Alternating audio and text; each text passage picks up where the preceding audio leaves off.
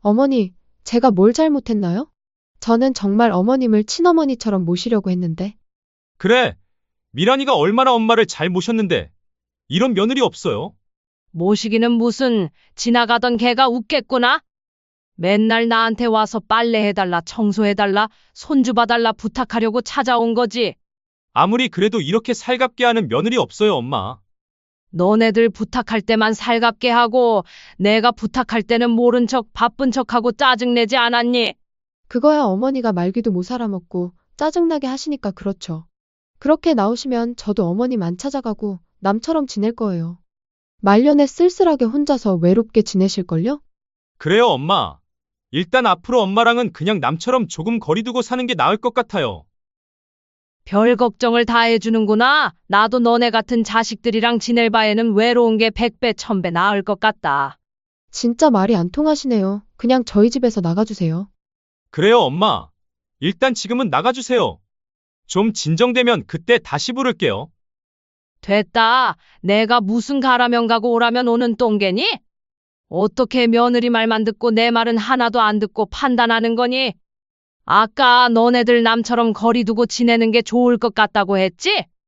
나도 잠깐 생각해보니까 굳이 너네들과 가깝게 지내는 게 안 좋은 것 같구나. 내일부터 2주 줄 테니까 짐 빼고 나가거라. 이번 사연의 주인공은 70세 최순애 씨입니다. 순애 씨는 평생을 혼자 힘으로 살아온 강인한 여성이었죠. 남편을 일찍 떠나보낸 후 허리가 휠 때까지 미싱을 돌리고 새벽부터 밤늦게까지 건물 청소를 하며 악착같이 돈을 모았습니다. 손가락 끝이 바늘에 찔려 피가 나도 무릎이 아파 절뚝거려도 순애 씨는 멈추지 않았어요. 내가 죽고 나면 아들에게 물려줄 게 이것밖에 없으니까. 그렇게 40년을 버텨낸 끝에 마련한 것이 바로 지금 살고 있는 건물이었습니다. 1층에는 순애 씨가 살고 2층은 세입자에게 세를 내주며 생활하고 있었어요. 그런데 작년 봄 2층 세입자가 이사를 간다는 소식을 들었습니다. 며칠 후 아들 재호가 며느리 미란과 초등학교 5학년인 손자 도연이를 데리고 찾아왔어요. 엄마, 위층 분이 이사 간다고 들었는데. 응, 다음 달에 나간다고 하더라. 그러자 며느리가 조심스럽게 말을 꺼냈습니다. 어머님, 혹시 저희가 2층에 들어가서 살면 안 될까요? 너희가? 네. 지금 살고 있는 곳 전세금이 너무 많이 올라서 도저히 감당이 안 돼요. 어머님께서 좀 도와주시면 안 될까요? 아들도 거들었습니다. 그리고 엄마랑 가까이서 살고 싶어요. 뭔 일 있으면 바로 도와드릴 수 있잖아요. 며느리가 다급하게 덧붙였습니다. 어머님, 저희가 당장 갈 곳이 없어요. 정말 감사하게 생각할게요. 순애 씨는 잠시 생각했습니다. 가족이 어려우면 도와줘야 하는 거 아닌가 싶었어요. 그래, 좋지. 가족끼리 사는데 뭘. 일단 들어가서 살아. 며느리는 환하게 웃으며 말했습니다. 어머님, 정말 감사해요. 저희가 정말 잘할게요. 은혜 꼭 갚을게요. 그렇게 아들 가족이 2층으로 이사를 왔습니다. 처음 한 달은 정말 좋았어요.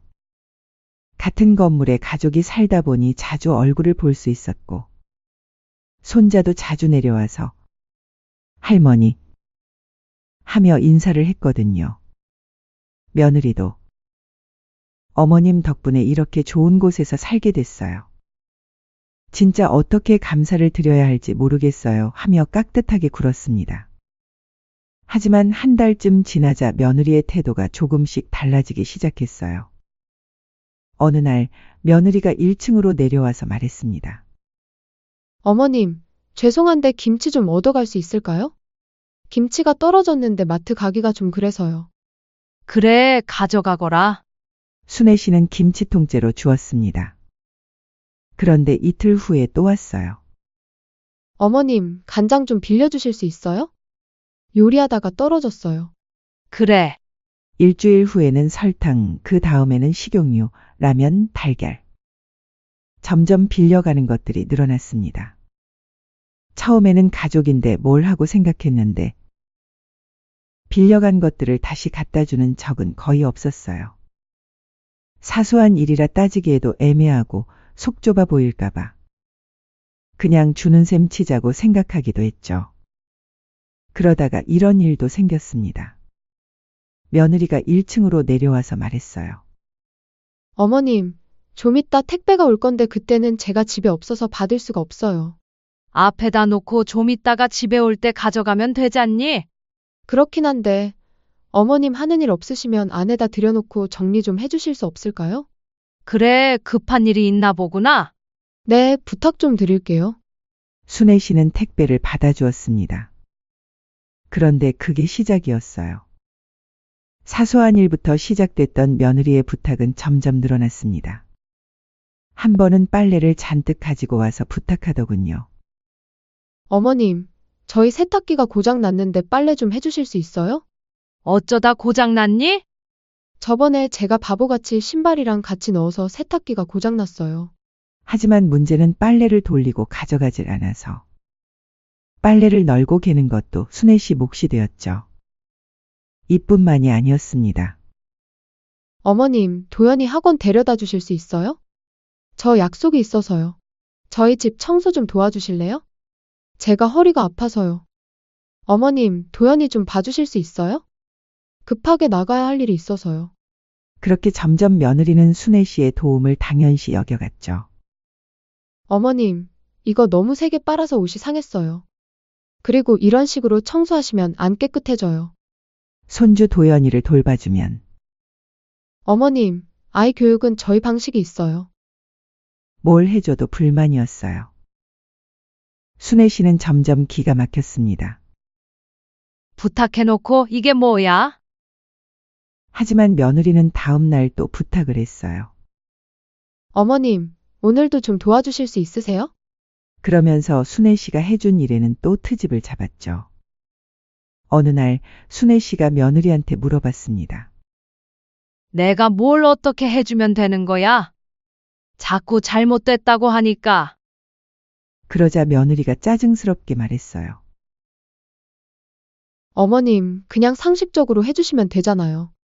어머님도 살림 많이 해보셨으면서 왜 이런 걸 물어보세요? 순애 씨는 황당했습니다. 상식적으로 하라고 하면서 막상 하면 또 잘못됐다고 하는 거였어요. 심지어 어느 날은 이런 말까지 했습니다. 집에 배관이 고장났을 때였습니다.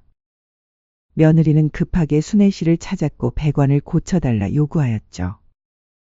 내가 연락처 줄 테니까 너가 알아서 고치거라. 내가 무슨 수리하는 사람, 잡이라는 사람인 줄 아니? 어머님, 저희도 나름 세입자인데 집주인이면 세입자를 좀 챙겨줘야죠. 순애 씨는 기가 막혔어요. 공짜로 살게 해주고 있는데 오히려 당연하다는 식으로 말하다니요.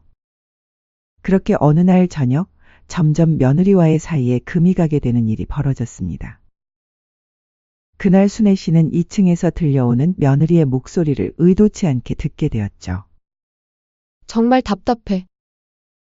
뭘 시켜도 제대로 못해. 시어머니가 너무 답답해. 그냥 시키는 대로만 하면 되는데 왜 이렇게 어려워해? 순애 씨의 가슴이 철렁 내려앉았습니다. 며느리는 순애 씨를 가족이 아니라 그냥 부려먹을 수 있는 사람으로 생각하고 있었던 거예요. 그날 밤 순애 씨는 잠을 이룰 수 없었습니다. 선의로 도와주는 건데 왜 이런 말을 들어야 하는 걸까요? 며느리는 점점 더 많은 것을 요구했고 순애 씨가 해주는 모든 일에 불만을 표했어요. 하지만 이것은 시작에 불과했습니다.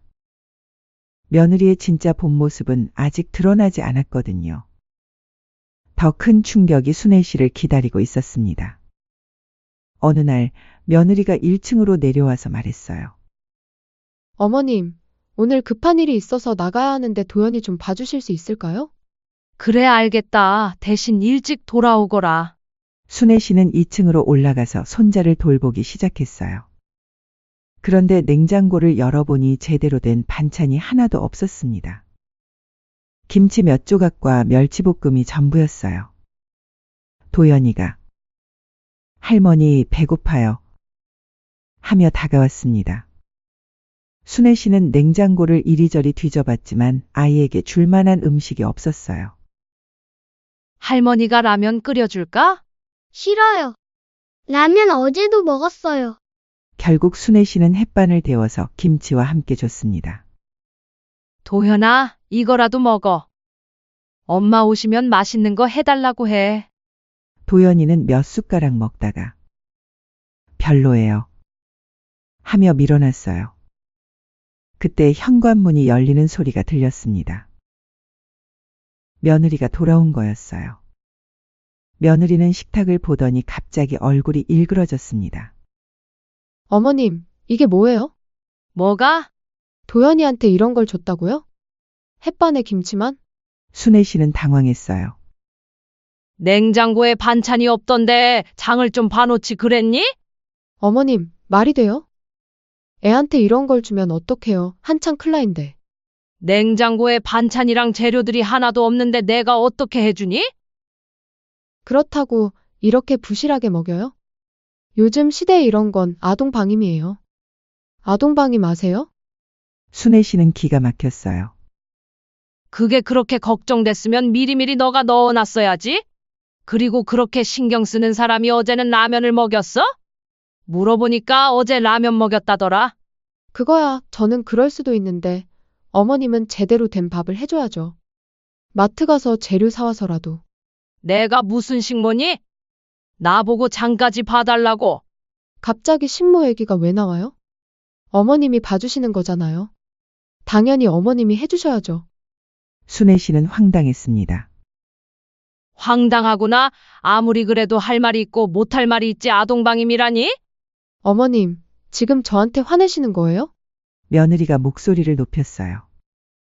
저는 어머님을 믿고 맡긴 건데 어머님이 이렇게 나오시면 어떡해요? 도연이 굶겼잖아요. 이게 밥이에요? 순애 씨도 참다 못해 목소리가 커졌습니다. 아까부터 말했잖니. 그럼 미리 뭘 해놓고 가든지. 냉장고에 반찬 하나 없이 맡기고는 내보고 어쩌라고. 어머님, 지금 저한테 소리 지르시는 거예요? 며느리가 눈물을 글썽이기 시작했어요. 저 정말 황당해요. 어머님이 어떻게 이럴 수가 있어요? 내가 뭘 어떻게 했다고. 어머님 지금 손주 봐주기 싫어서 그러시는 거죠? 순애 씨는 어이가 없었어요. 그때 현관문이 열렸습니다. 아들 재호가 퇴근해서 들어온 거였어요. 무슨 소리가 이렇게 크게 나는 거야? 며느리가 재호를 보자마자 울음을 터뜨렸습니다. 여보, 어머님이 도연이를 굶겼어. 재호의 얼굴이 굳어졌어요. 며느리가 훌쩍거리며 말했습니다. 일부러 손주 봐주기 귀찮다고 밥도 안 먹이고 그러고 있었다니까? 그래서 내가 밥은 제대로 먹여야 된다니까 나한테 소리 지르시는 거 있지? 엄마, 정말이에요? 순애 씨가 해명하려고 했어요. 재호야, 그게 아니라 냉장고에 아무것도 없었는데. 며느리가 재호 옆에 붙어서 속삭였습니다. 여보, 제가 뭘 준비해달라고 했더니 어머님이 갑자기 화를 내시면서 소리를 지르셨어. 정말 무서웠어. 뭐라고? 재호의 얼굴이 벌겋게 달아올랐어요. 그리고 꼴도 보기 싫다면서 도연이한테 못된 짓을 해서 우리가 나가길 바라신다고. 순애 씨는 기가 막혔어요. 며느리가 완전히 상황을 뒤바꿔서 말하고 있었거든요. 미란이가 지금 우는데 변명은 무슨 변명이에요? 엄마가 윽박 지르니까 울잖아요. 그리고 애는 왜 굶겨요? 손주 보는 게 그렇게 싫으셨어요? 재호가 소리쳤습니다. 냉장고에 반찬이 없어서 오늘만 그런 건데 그게 그렇게 잘못된 거니? 그럼 만들어서 줬어야죠. 아니면 미리 뭘 준비해달라고 하든지. 며느리가 또 끼어들었어요. 재호야, 내가 뭘 그렇게 심하게 했다는 거니? 적어도 나한테 부탁할 때는 최소한 준비는 해놔야 하는 거 아니니? 엄마, 요즘 너무 까칠해요. 뭘 부탁해도 표정이 안 좋고 불만이 많아서. 내가 봐도 부탁하기 껄끄러울 때가 있어 보여요. 그리고 며느리가 저렇게 울면 엄마도 그냥 공감해주고 좋게 좋게 넘어가면 되지. 자식들이랑 뭐 한다고 그렇게 기싸움하고 걸고 넘어져요? 순애 씨는 황당했어요. 자신은 며느리가 시키는 대로 다 해주고 있는데 까칠하다니요. 며느리가 눈물을 닦으며 말했어요. 어머님, 저희가 뭘 잘못했나요? 저는 정말 어머님을 친어머니처럼 모시려고 했는데 그래, 미란이가 얼마나 엄마를 잘 모셨는데. 나도 보니까 매번 엄마 집에 찾아가서 애교도 부리고 그러더만. 애교는 무슨 와서 맨날 빨래해달라, 청소해달라 부탁하려고 내려온 거지.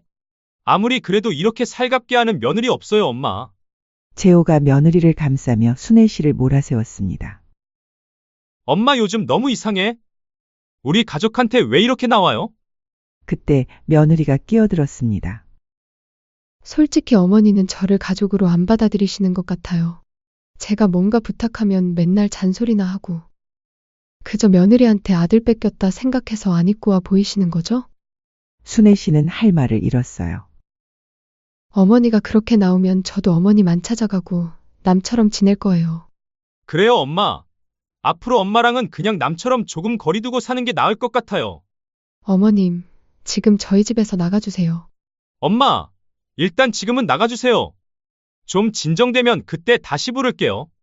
됐다. 내가 무슨 가라면 가고 오라면 오는 똥개니? 어떻게 며느리 말만 듣고 내 말은 하나도 안 듣고 판단하는 거니? 아까 너네들 남처럼 거리 두고 지내는 게 좋을 것 같다고 했지? 나도 잠깐 생각해보니까 굳이 너네들과 가깝게 지내는 게 안 좋은 것 같구나. 네? 좋은 것 같아요. 저희 너무 가까워진 것 같아요. 이제 다시 거리 두는 게 좋을 것 같네요. 나야 좋지. 맨날 우리 집에 와서 이거 해달라 저거 해달라 부탁이나 하고. 내가 부탁하면 맨날 바쁘다 핑계대고 말이야. 일단 지금 너무 과열된 것 같으니까 엄마도 그만 내려가세요. 그렇게 재호와 며느리는 말을 마치고 방으로 들어가 버렸어요. 순애 씨는 거실에 혼자 남겨졌습니다. 그들의 싸늘한 시선과 냉정한 말들이 머릿속에서 맴돌았어요. 남처럼 지내자. 내가 뭘 잘못했지? 내가 정말 그렇게 나쁜 엄마인가? 냉장고에 아무것도 없이 맡기고는 내가 아동방임을 했다고. 며느리 말만 듣고 나를 몰아세우다니. 그래, 너희가 먼저 남처럼 굴었지. 이제 나도 내 삶을 살아야겠다. 남처럼 지내자고 했으니까 정말 남이 되어주지. 순애 씨의 눈에는 이제 썩을 품이 아닌 단단한 의지가 빛나고 있었습니다. 그날 밤의 충격적인 말다툼 이후 순애 씨는 완전히 달라졌습니다. 며칠 동안 순애 씨는 아무 말도 하지 않았어요. 2층에서 며느리가 내려와도 아들이 인사를 해도 그냥 고개만 끄덕일 뿐이었죠. 뻔뻔하게도 며느리는 처음에는 의기양양했습니다. 어머님이 드디어 정신을 차리시나 봐요. 이제 우리 말 잘 들으실 것 같아요. 하지만 며칠 지나자 뭔가 이상했어요. 순애 씨가 너무 조용했거든요. 평소라면 뭐 필요한 거 없니? 도와줄 일 없니? 하며 먼저 나섰을 텐데. 이번에는 정말 아무것도 하지 않았어요. 택배가 와도 받아주거나 정리해주지도 않았고. 며느리가 빨래 좀 해주세요. 해도 못하겠다. 고 단답했습니다. 며느리는 점점 불안해졌어요. 어머님, 왜 이러세요? 저희랑 말 안 하실 거예요? 순애 씨는 대답 없이 그냥 자신의 방으로 들어가 버렸죠. 일주일이 지났을 때 순애 씨는 조용히 집을 나섰습니다. 동네 부동산으로 향했어요. 사장님, 세입자 퇴거 통보 어떻게 하는지 알려주세요. 어머니, 무슨 일이세요? 2층에 사는 세입자를 내보내려고 합니다. 부동산 사장은 깜짝 놀랐어요. 순애 씨가 아들 가족을 2층에 들여보낸 거 알고 있었거든요. 그런데 전세 계약서는 쓰셨나요? 아니요, 그냥 구두로만 했어요. 그럼 법적으로는 문제 없어요. 집주인 권리로 언제든 퇴거 요구할 수 있습니다. 순애 씨는 차분히 물었어요. 통지서는 어떻게 써야 하나요? 보통 한 달 전에 미리 통보하는데 급하시면 2주 전에도 가능해요. 2주로 해주세요. 부동산 사장이 의외라는 표정을 지었지만 순애 씨의 단호한 목소리에 말없이 서류를 준비해 줬어요. 세입자 퇴거 통지서 2층 거주자는 2주 후까지 이 건물에서 퇴거할 것을 통보합니다. 집주인 최순애. 순애 씨는 그 통지서를 받아들고 집으로 돌아왔습니다. 그리고 2층 현관문에 정확히 붙여 놓았어요. 그날 저녁 아들 재호가 퇴근해서 2층으로 올라가다가 현관문에 붙은 종이를 발견했습니다. 이게 뭐지? 재호는 종이를 떼어서 읽어봤어요. 그 순간 재호의 얼굴이 새하얗게 변했습니다. 여보! 여보, 이리 와봐! 며느리가 급하게 나왔어요. 왜 그래요? 이거 봐! 엄마가 우리 내쫓는다고! 며느리도 통지서를 보더니 경악했습니다. 이게 뭐예요? 장난이에요? 세입자 퇴거 통지서라고 써 있잖아? 며느리는 믿을 수 없다는 표정이었어요. 설마. 진짜 우리 내쫓으려는 거예요? 재호는 불이 나게 1층으로 내려갔습니다. 엄마! 엄마! 순애 씨의 방문을 두드렸지만 대답이 없었어요. 엄마! 이게 뭐야? 나와서 얘기해요. 진짜로 우리랑 영 끊으려고 그러는 게요? 한참 후에야 순애 씨가 문을 열었습니다. 표정이 얼음장처럼 차가웠어요. 뭐야, 왜 이렇게 소란이니 동네 시끄럽게? 엄마! 이게 뭐예요? 퇴거 통지서가 뭐예요? 순애 씨는 담담하게 말했어요. 읽어봤으면 알겠네. 2주 안에 나가라는 거야. 엄마! 지금 장난해요? 우리 가족인데? 그 순간 순애 씨의 눈이 차갑게 빛났습니다. 가족? 너희가 남이라고 했잖아. 그건 그때 화가 나서. 남처럼 지내자고 했잖아. 나도 남처럼 행동하는 거야. 며느리가 뒤늦게 내려와서 순애 씨 앞에 섰어요. 어머님, 아무리 그래도 이렇게까지 하실 필요는 없잖아요. 순애 씨가 며느리를 똑바로 바라봤습니다. 왜 없어? 내 집인데 내가 왜 못 내쫓아? 저희가 뭘 잘못했다고. 뭘 잘못했냐고? 순애 씨의 목소리가 조금씩 커졌어요. 나한테 온갖 자비는 다 시키고 손주 봐달라고 부탁할 때는 언제고? 그런데 아동 방임이라고? 내가 도현이를 굶겼다고? 며느리는 할 말이 없었어요. 그리고 아들아, 너는 내 말은 듣지도 않고 며느리 말만 믿더라. 그때 느꼈지. 너네들은 내 가족이 아니구나 하고 말이야. 재호가 변명하려고 했어요. 엄마, 그건 됐어. 너희가 원한 대로 남이 되어줄게. 순애 씨는 단호하게 말했습니다. 여긴 내 집이다. 너네가 거기서 살고 싶으면 세를 내던지 아니면 나가거라. 엄마. 집주인이 세 안 내는 세입자 내쫓는데 뭔 문제 있어? 법적으로도 아무 문제 없으니 그만 돌아가거라. 며느리가 울먹이기 시작했어요. 저번이랑 똑같은 전략이었죠. 어머님, 어떻게 자식한테 냉정하게 그럴 수가 있어요? 자식? 저번에 너네들이 남처럼 거리 두고 싶다고 했을 때부터 내 자식은 이제 없는 셈 치고 사려고 마음먹었다. 순애 씨의 목소리는 흔들리지 않았어요. 너희가 남이라고 했으니까 정말 남처럼 대해주는 거야. 재호가 다급하게 말했어요. 엄마, 그래도 우리 가족이잖아요. 혈육이잖아요. 순애 씨가 차갑게 웃었어요. 아무튼 엄마. 저희가 잘못했으니까 사과드릴 테니까 후회할 짓 하지 마세요. 순애 씨는 등을 돌렸어요. 내가 그깟 싸구려 사과 받겠다고 이러는 줄 아는 거니? 2주 안에 나가거라. 후회 절대 안 할 거니까 말이야. 하루라도 늦으면 법적 조치 취할 거야. 며느리가 소리쳤어요. 어머님, 이건 너무해요. 가족을 이렇게까지 하시면 어떡해요? 순애 씨가 돌아서서 며느리를 똑바로 봤어요. 가족? 너는 나를 가족으로 생각한 적이 있어? 그게. 나를 가정부로 생각했잖아. 시키는 대로만 하면 되는 사람으로. 며느리는 대답할 수 없었어요. 택배 받고 청소하고 빨래하고 애 봐주고 그러면서 뭘 해줘도 불만만 늘어놓고 순애 씨의 목소리에는 더 이상 감정이 없었어요.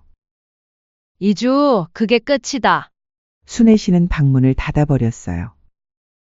밖에서는 재호와 며느리의 울부짖는 소리가 들렸지만 순애 씨는 꿈쩍도 하지 않았습니다. 엄마, 문 열어주세요. 어머님, 저희가 잘못했어요. 하지만 순애 씨는 더 이상 흔들리지 않았어요. 그 밤 순애 씨는 창문 너머로 보이는 어둠을 바라보며 생각했습니다. 이제 진짜 내 인생을 살아야지. 더 이상 눈물도 후회도 없었어요. 오직 앞으로 펼쳐질 새로운 삶에 대한 기대만이 있었습니다. 순애 씨의 복수는 완벽했습니다. 그리고 이것은 새로운 시작의 신호탄이었어요. 2주가 지났습니다. 아들 부부는 정말로 집을 나가야 했어요. 그동안 재호는 몇 번이나 순애 씨를 찾아와 사정했지만 순애 씨는 꿈쩍도 하지 않았습니다. 엄마, 정말 마지막이에요. 제발 한 번만 용서해 주세요. 안 돼. 엄마, 저희가 정말 반성하고 있어요. 너무 늦었다. 순애 씨의 대답은 항상 짧고 단호했어요. 마지막 날 이삿짐을 빼는 날이었습니다. 며느리는 눈이 퉁퉁 부은 채로 짐을 정리하고 있었어요. 아들도 말없이 짐을 나르고 있었죠. 오후 3시 이삿짐차가 떠났어요. 아들 가족도 함께 떠났죠. 재호는 마지막에 1층 문 앞에서 말했어요. 엄마, 저 정말 후회해요. 미안해요. 순애 씨는 문틈으로만 대답했어요. 잘 살 거라 멀리 안 나갈게. 그게 마지막이었습니다. 이삿짐차가 골목을 벗어나는 것을 창문으로 지켜본 순애 씨는 깊게 숨을 쉬었어요. 이제 정말 내 집이네. 40년 만에 처음으로 순애 씨는 완전히 자유로워졌습니다. 더 이상 누구 눈치를 볼 필요도, 누구를 위해 희생할 필요도 없었어요.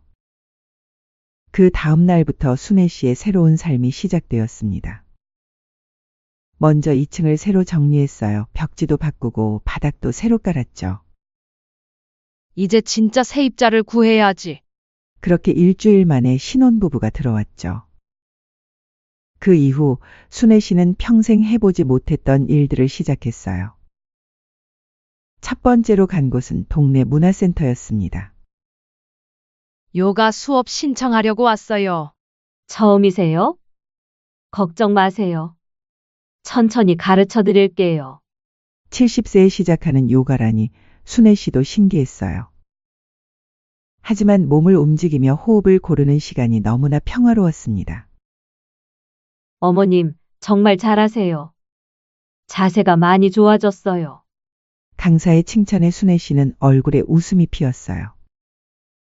두 번째로 시작한 건 꽃꽂이 수업이었어요. 꽃을 이렇게 꽂으시면. 와, 어머님 정말 센스가 있으세요. 순애 씨는 꽃을 만지며 마음이 차분해지는 걸 느꼈어요. 문화센터에서 새로운 친구들도 생겼어요. 비슷한 나이의 여성들과 함께 차를 마시며 이야기를 나누는 시간이 소중했습니다. 순애 씨는 이제 더 이상 누군가의 어머니나 할머니가 아닌 온전한 최순애로서 살아가는 눈빛이었습니다.